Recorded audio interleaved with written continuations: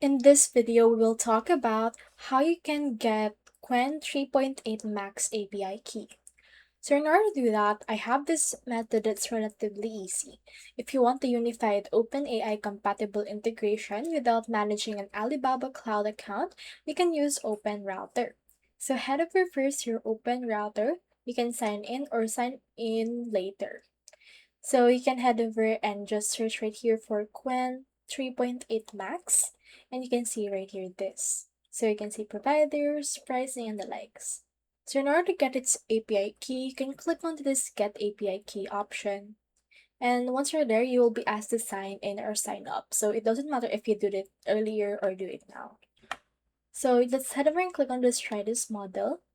And you can click on this Create API Key.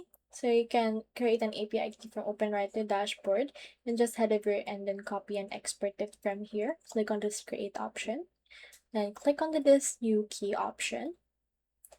And then choose right here the name, the expiration, key limit, as well as when it will reset. So once you have done that, you can head over and then click onto these three dots. You can disable or activate it or copy as well the API key it will generate. So that's all there is today, and I hope this video helped you out.